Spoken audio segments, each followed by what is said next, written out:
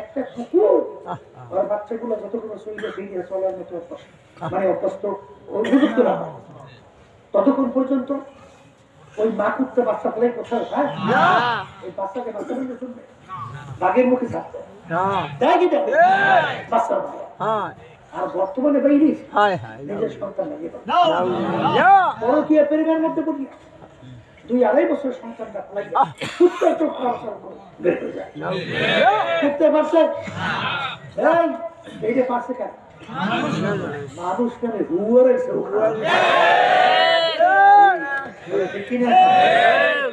আমার ভিতরে রাগ করিয়ে আল্লাহ আল্লাহ রসুল বসেন শুনেই দিয়েছে কথা বুঝছেন আর ভুলের ভিতরে হুজুর ভুল করে দিয়েছে যদি না তাইলে সোজা হইয়া কবরে যাই আজকে যাইতেছি মোরলগঞ্জ না হইলে মোরলগঞ্জ হলিগঞ্জের মা হইলে রাস্তার মধ্যে হঠাৎ গাড়ি অ্যাক্সিডেন্ট 12 বা 13 জনের মতো শেষ আমরা পিছনে গাড়ি আর কি হয়েছে বলে সামনে অ্যাক্সিডেন্ট আল্লাহ কি করুন দৃশ্য 12-13 জনের মতো যায় কপাল পড়া এই দুনিয়া কিন্তু ক্ষণস্থায়ী কোন রাজা বাসা থাকতে পারে না কোন প্রেসিডেন্ট কোন বর্মা থাকতে পারে না কেউ পারবে না বাংলাদেশের বড় ধনী ভিতরে একজন যমুনা গ্রুপের মালিক বলেন ভাই যখন নাকি ডাক্তার শ্বাসকান্ত ছাড়তে আর পারে না ডাক্তারকে ডাক দিয়ে বলে ডাক্তার তুমি যদি আমার শ্বাসটা না ছাড়ার ব্যবস্থা করতে পারো কলম কাগজ নিয়ে আসো আমার সমস্ত সম্পদ তোমাকে লিখে দেব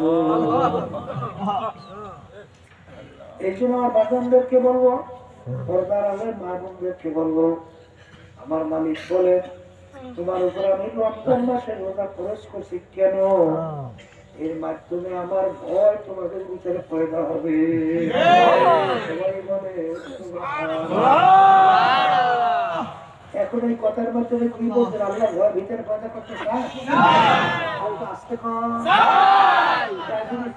রমজান মাসে রোজা রাখা লাগবে এখন হুঁশ থাকতে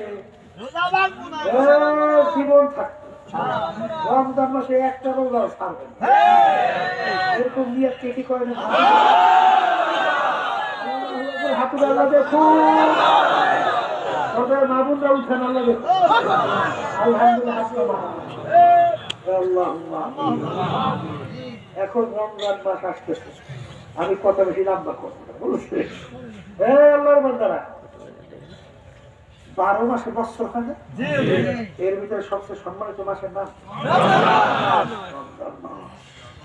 কারণ একদিনে তালাশ করছে যে রমজান মাসটা 12 মাসের ভিতরে সম্মানিত কেন আল্লাহ বলছে শাহরু রমাদান আল্লাযী উনজিলা ফীহিল কুরআন আমি এই রমজান মাসের ভিতরে কোরআন কারীম নাযিল করছি সবাই বলেন সুবহানাল্লাহ তাহলে কি বুঝবেন অর্থাৎ কোরআনুল কারীমের সম্মানের কারণে আল্লাহ রাব্বুল আলামিন মাসটাকে সম্মানিত ঘোষণা করেছেন সুবহানাল্লাহ সুবহানাল্লাহ রমজান মাসের ভিতরে এমন একটা রাত্রি ঠিক সেই রাত্রি সম্পর্কে আল্লাহ রাব্বুল আলামিন কোরআনুল কারীমের ভিতরে বলেছেন খায়রুম মিনাল হিসাব 1000 মাসের চেয়ে উত্তম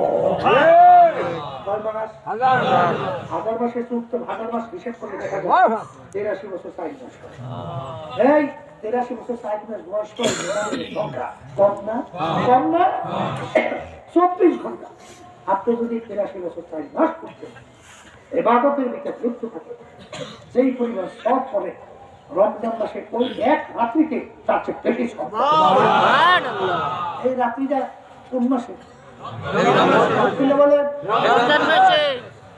এই সেই রাত্রিকে আমরা সবের কদর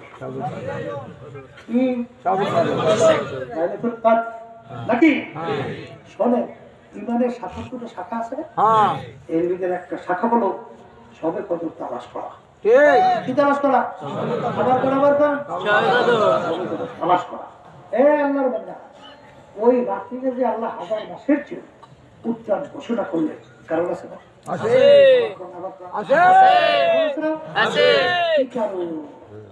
আল্লাহ রাব্বুল আলামিন বলেন ওই রাত্রিতেই আমি কোরআনুল কারীম নাযিল করছি। সুবহানাল্লাহ তাহলে কোরআনুল কারীমের সম্মানে মাস সম্মানিত, রাত্রি সম্মানিত। আল্লাহ রাব্বুল আলামিন দুনিয়াতে 1 লক্ষ বা 2 লক্ষ 24,000 নবী রাসূল দুনিয়াতে পাঠিয়েছেন। ঠিক না? এর ভিতরে সবচেয়ে শ্রেষ্ঠ সম্মানিত নবীর নাম কি?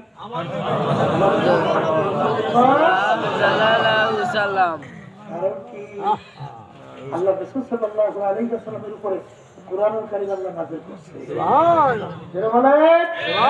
ঠিক না ঠিক?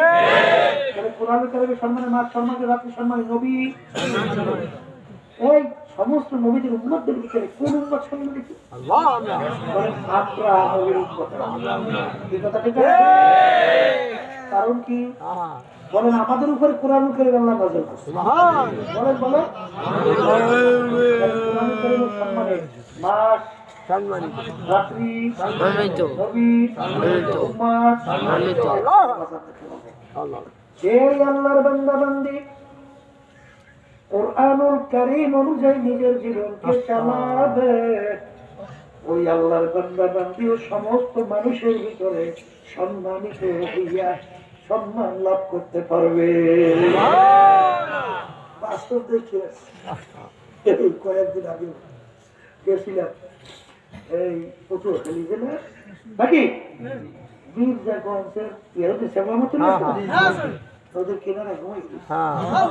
আমি ওই কবরের পাশ দিয়ে স্কুল থেকে যাই, এর ভিতরে দেখলাম স্কুল বোর্ডের জায়গা, হঠাৎ স্কুল বাস থামাইতেছে।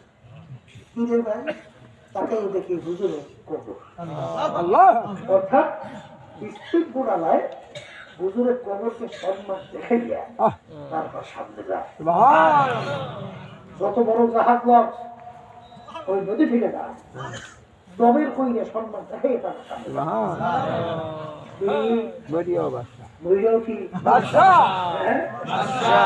তাহলে সম্মানিত হইতে হইলে কোরআনুল কারীম অনুযায়ী নিজের জীবন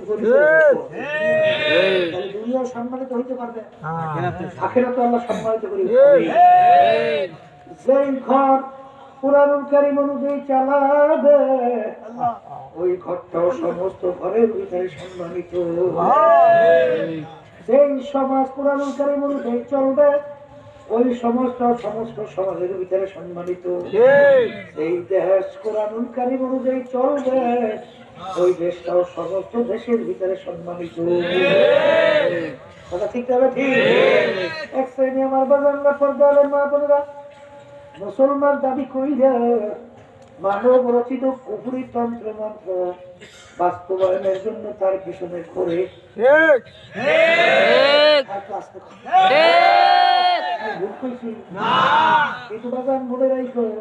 ওই সত্য কোরআনুল কারীম থেকে শোনায় রাখা যায়। আল্লাহ রাব্বুল আলামিন বলে ইয়াউমা নাদউ কুল্লা উনাসিন বিইমামিহিম, কিয়ামতের ময়দানে আমার মালিক প্রত্যেকটা মানুষকে, এখানে কি ভিন্ন ভিন্ন না, প্রত্যেকটা মানুষকে আমার মালিক বলে কিয়ামতের ময়দানে তাদের দলের নেতা নেত্রীর সঙ্গে ডাকবো। এখানে বাদ না, প্রত্যেকটা মানুষ, প্রত্যেকটা মানুষকে আল্লাহ ডাকতে কাদের সঙ্গে?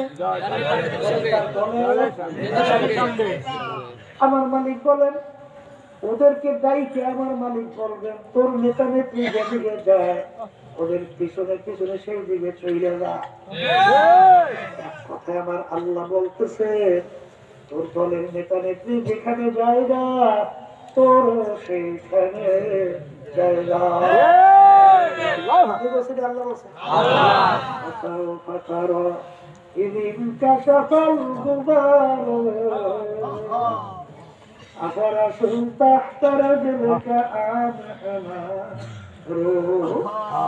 দুনিয়াদার পাগল আমার বাবারা, আজকে চক্ষু খোলা করিয়ে আমি পরিচয় দেয় আমি কেউ পরিচয় দেয় আমি মুফতি, আমি মুহাদ্দিস, আমি ইমাম। কেউ পরিচয় দেয় আমি মেম্বার, আমি চেয়ারম্যান, আমি এমপি, আমি মিনিস্টার, আমি সভাপতি, সেক্রেটারি, আমি অমুক বংশের লোক, আমি অমুক শিক্ষিত। পরিচয় কয়দিন থাকবে চলবে, এই কয়দিন দুনিয়ার ভিতরে চক্ষু দুইটা খোলা থাকবে। কিন্তু এই বড়লোক আমার বাবারা, এ ক্ষমতা সম্পন্ন আমার বাবারা, ওই দিন রাত্রির অপেক্ষায় থাকো যেদিন চিরতরে চক্ষু বন্ধ করো।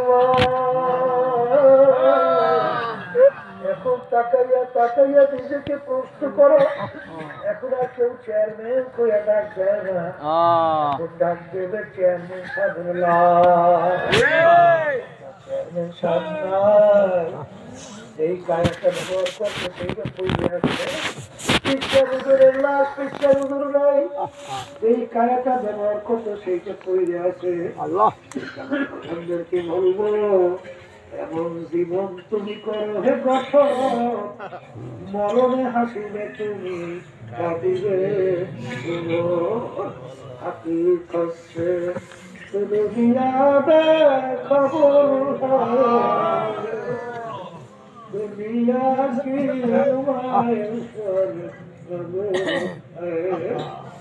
আমার বাবনদেরকে ভালো করতে হলে বাবনদেরকে বলবো এই কিডনি চর্মনাই নমুনা মাহফিল বাবা কেন প্রতিষ্ঠিত করা হইল। এ আল্লাহর বান্দারা, পর্দালে মা বোনেরা, দুনিয়া কিন্তু ক্ষণস্থায়ী, আখিরাত কিন্তু স্থায়ী। দুনিয়ার সম্মান কিন্তু ডাকাইতে সকলের সরকারের মতো দেখতে না দেখতে শেষ হইয়া যায়। আর তারা নাকি এই দুনিয়ায় থাকা অবস্থায় আখিরাতের জিন্দেগি বাজার সম্ভব কামাই করে ফেলতে পারবা। দুনিয়াতেও বাদশা, আখিরাতেও বাদশা। কারণ যখন নাকি আল্লাহ কবরে যাবে, আমার মালিক বলে ফেরেশতারা বন্দাবানি বড় কষ্ট করে আমার হুকুম পালন করছে, ওদের ওই পোশাক চলবে না, বেহেশতের পোশাক পরাইয়া দেয়, ওদের কবরকে বেহেশতের বাগান বানাইয়া দাও, বেহেশতের সঙ্গে সম্পর্ক তৈরি করে দাও। আল্লাহু আকবার। বাজার আর যারা নাকি আমার মালিকের হুকুম জানা দুনিয়া ফেলছে, আখিরাত থেকে সে কবরে যাওয়ার পরে আমার মালিক বলবে ও ফেরেশতারা আমার সমস্ত নিয়ামত ভোগ করবে, আমার হুকুম মানে নাই, আমি ওদের জাহান্নামের পোশাক পরাইয়া দাও, ওদের কবরের সঙ্গে জাহান্নামের সঙ্গে সম্পর্ক তৈরি করে দাও। আল্লাহু আকবার। 99 বিষাক্ত সাপ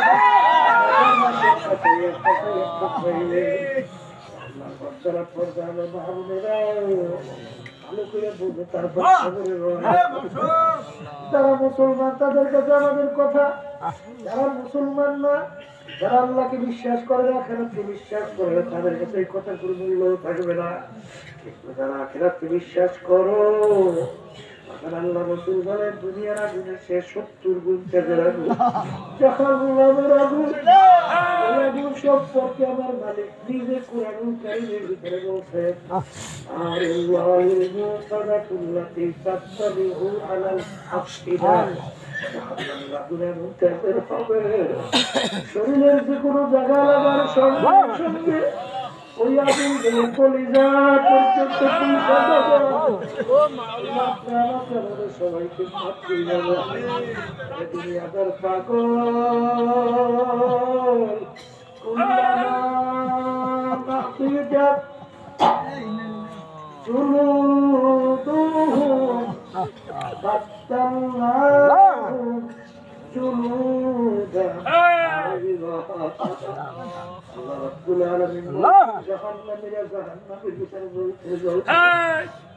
শরীরের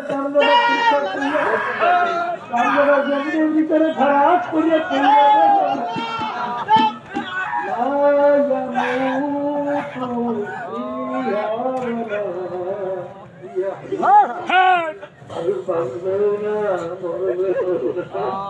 আবার নতুন মুসলমান বিশ্বাস করে তাদের কাছে কথা বিশ্বাস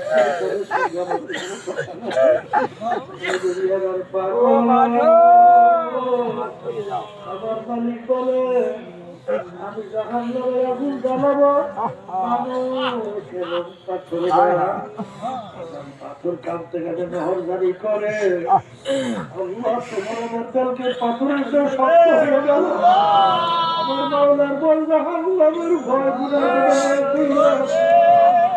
আমার চোখে কেন পানি আসে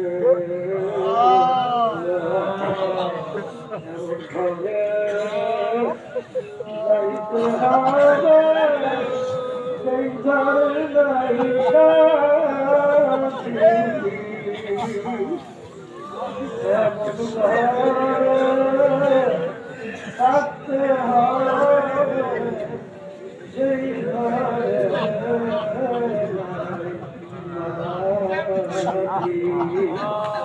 দুনিয়াদার পাগল আমার বলা আল্লাহ রাসূল সাল্লাল্লাহু আলাইহি ওয়াসাল্লাম বলে কবর তোমাকে আমাকে ডাক দেয় ইয়াকুল করি ফিরদাউল করি হে রহিমা খাতুন আনা বাইতুল ওয়াহদা আনা বাইতুল যুলমা আনা বাইতুল যুদ আমি একাকির ঘর আমি অন্ধকারের ঘর আমি পোকামাকড়ের ঘর সবাইকে মাফ করে রহমতুল্লাহ এই মামলার তকদির ওই মামলার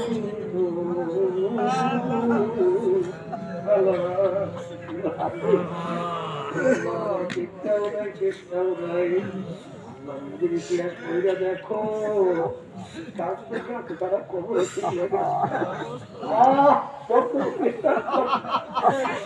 আমরা রহমতুল্লাহ অনেক অন্ধকারে নামাজ পড়তে রওনা করছে হঠাৎ ধরে চিল্লাই উঠলো নামাজ পড়তে সিঁড়ি দিয়ে গ্রামের আর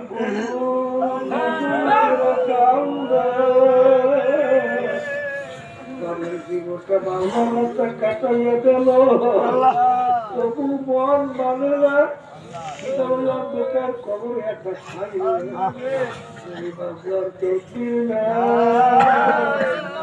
ওই বাংলারও কিন্তু খারাপ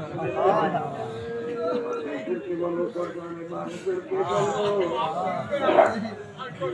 আমি আপনাদের জন্য দোয়া করি আমি আপনাদের কাছে দোয়া চাই মানুষদের ভাবে যে খালেন আল্লাহ সরকার করে কবুল করে নেয় তাদের মাহবুবদেরকে আল্লাহ যেন তার খাস বান্ধব হিসেবে কবুল করে